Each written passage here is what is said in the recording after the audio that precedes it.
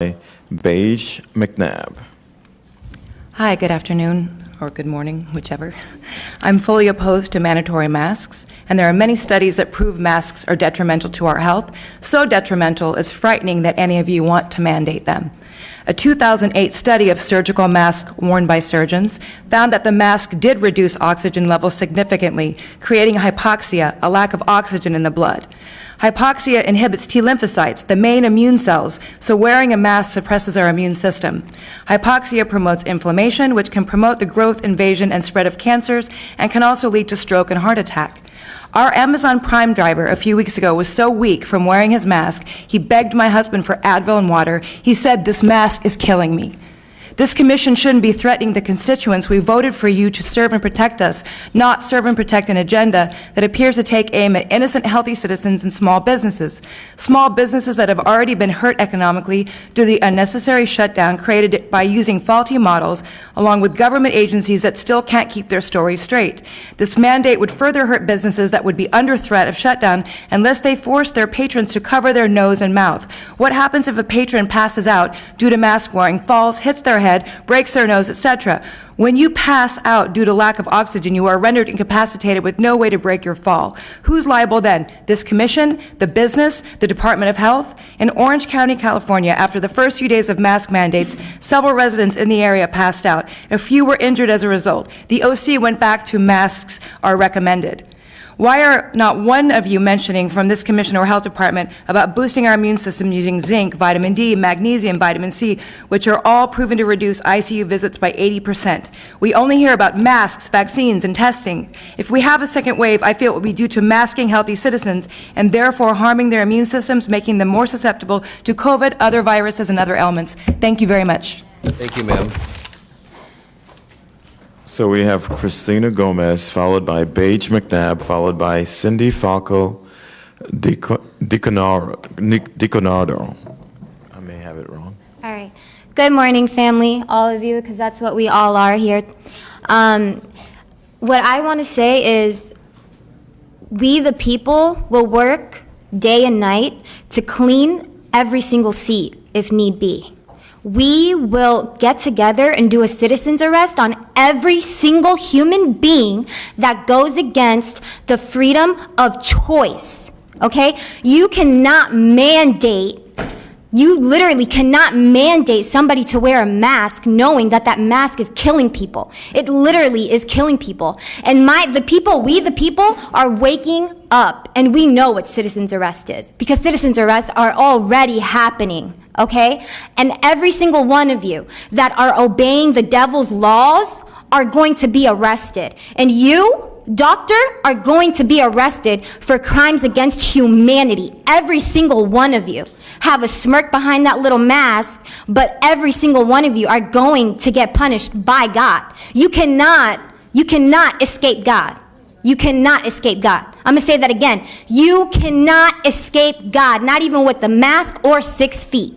Okay? 6 feet, like I said before, is military protocol. You're trying to get the people to train them so when the cameras, the 5G comes out, what? They're gonna scan everybody. We got to get scanned. We got to get temperatured. The kids have to go to school with masks. Are you insane? Are you crazy? I think all of you should be in a psych ward right the heck now, because none of you know what the hell you are all talking about. This is insane. And then you want to open this meeting with a prayer to God. Are you praying to the devil? Because God is not listening to that prayer. Because all of you are practicing the devil's laws. What happened to Bill Gates? Why is he not in jail? Why is Hillary Clinton not in jail? Why are all of these pedophiles that are demanding you all to listen to their rules? Why are they not in jail? Oh, is it because you're part of them? Are you part of the deep state? Your time has expired. The deep state is going down. And if any of you are in the deep state, you're going down with it. I'm finding that you are disrupting this meeting. Thank you. We'll move on further into public comment. We have Beige McNabb, followed by Cindy Falco Dicorado. I'm not sure, but Beige McNabb, you're next, followed by Elizabeth Felton.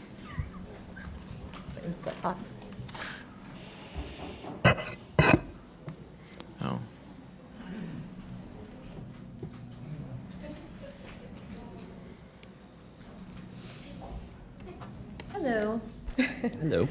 Hello. Okay, so I have some things cited that I just wanted to share. Now, someone, I can actually tell you their name instead of saying someone. George Looper is an OSHA specialist, 10 and 30 certified. And I want to just cite some things. I know that Commissioner McKinley was asking specifically about how can surgical masks be had for 8 to 10 hours. Well, because they're not made of cloth or your t-shirt. They're made of a surgical mask. So I want to just break down what this OSHA certified specialist has to say about the different types of masks, and they're not the same as the ones that the people are wearing out in the public. So you don't want to necessarily say, oh, wear a mask, they're all the same, they're going to do this, they're going to do that. Well, first of all, in the box of these disposable ones that everybody's wearing, it specifically says on it, there's no protection, 0 against COVID. So specifically, this is not an armor, it's not going to give any kind of prevention of getting COVID specifically. It says it on the mask, so. Anyways, an N95 masks are designed for contaminated environments. This means when you exhale through an N95 mask, this is that you are exhausting into contamination. The exhale from N95 masks are vented to breathe straight out without filtration. They don't filter the air on the way out. They don't need to.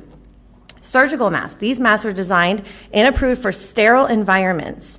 The amount of particles and contaminants in the outside and indoor environments where people are clogged, C-L-O-G-G, I don't know if that means something.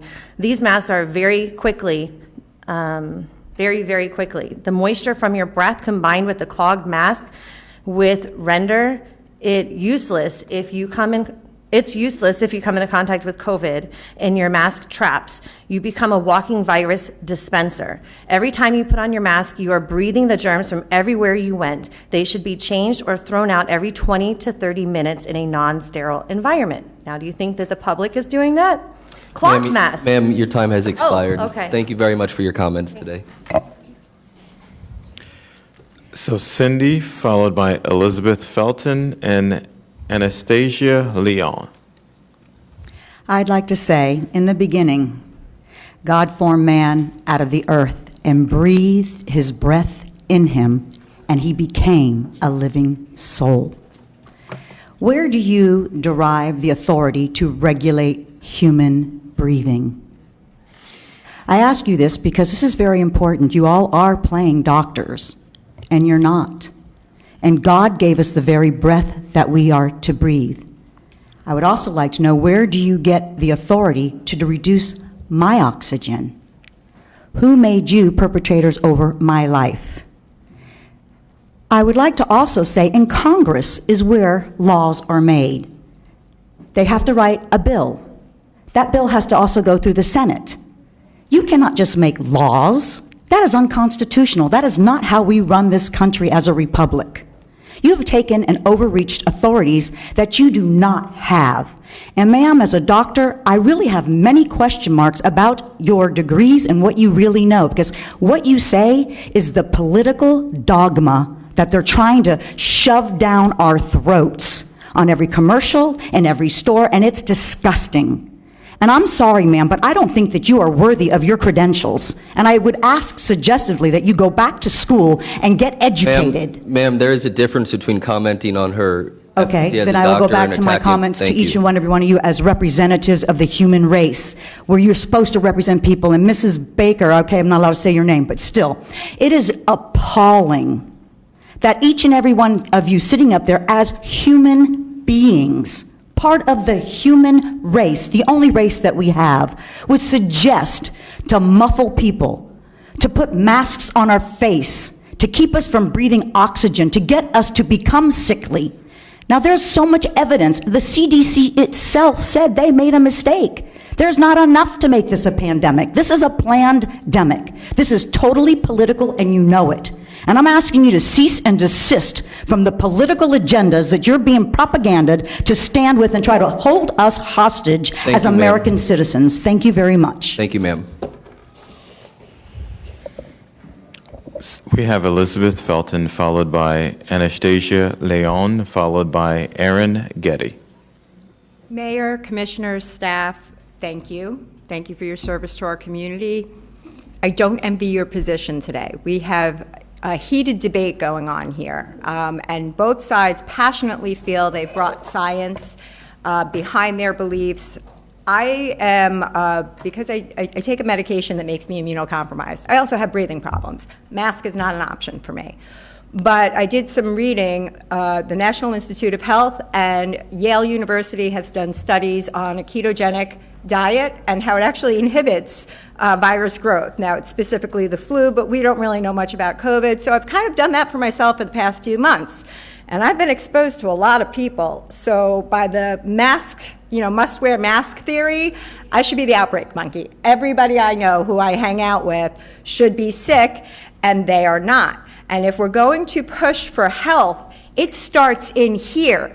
And I don't believe it starts by inhibiting your ability to breathe. And you can say it doesn't, doctor, but I have to disagree because I know what I feel when I have the mask on my face. I ordered one of those little meters. It didn't come in time. I will be making a video about it. But I urge you all to, it's hard once you dig your feet in and you take a position, to please critically think this out. You have a lot of constituents who don't believe your opinion is the best way to move forward with their health. Thank you. Thank you, ma'am, for your comments. Thank you. We have Anastasia Leon, followed by Aaron Getty, followed by Reba Cheryl. How can you make a one-size-fits-all mandate? Are you considering the following? I've been a music teacher for 23 years. I need you to tell me, how do I play a saxophone and sing with a mask on? I'll let you think about that. How about people that can't breathe with the myriad of conditions that there are, not just one, not just two, maybe four, maybe five? What about PTSD from child abuse situations? I was left in a hot car. You want to cover my face? I'm going to hyperventilate because I remember being stuck in that hot car. What about people like me? We don't matter because of the greater good, right? What about religious objections? I happen to be clergy. Nobody's talked to me about me and my religion and our levels of autonomy and about how we do not allow masks or medical treatments to be given by people that are not doctors, which is everybody up here except one. All right? Speaking of the greater good, that's a nice phrase that they used to use back in Cuba, where my family came from. They had a lot of the same things that you guys are proposing now. Snitch lines, we call them el comité de barrio. They would snitch on each other and call people, hey, he's not doing this, he's not doing that. Snitch, snitch, snitch, snitch, snitch. Yeah, Cuba likes that. They're proud of you guys right now. The enforcers, police officers, are you ready to turn into tools of the government and drag people to jail for wearing a mask? Is that what you want to do? Because that just happened to my uncle's neighbors in Cuba. They decided they wanted to see each other because they live next door to each other. The cops came, took them away. We haven't heard from them since. They're probably dead. And the educators, the loudspeakers, the announcements, 6 feet apart, 6 feet apart, 6 feet apart, follow comunismo, follow comunismo. Same loudspeaker, same thing. Did you guys call Castro and ask him about that? I'm letting you know, we know this is unconstitutional. I haven't worn a mask yet. I'm not wearing it today. Besides, despite what you guys do up here today, I'm not wearing one tomorrow. I was born free. I will stay free. My rights come from God, not from you. I'm not wearing it. You're going to have to hold me down and put it on me. Thank you, ma'am, for your comments. We have Aaron Getty, followed by Reba Cheryl, followed by Mary Pinsky, please. Mr. Getty, you're recognized for 2 minutes. Thank you, Mayor Kern. Thank you, Board of Commissioners. This is a very heated topic. As he said, my name is Aaron Getty. I'm the vice president of a restoration company, and this is something that I've been practicing for over 10 years. The reason I bring that up is because part of what we do is clean biohazard losses and we clean mold. PPE is a very important part of what we do. I wish I had the time to talk about the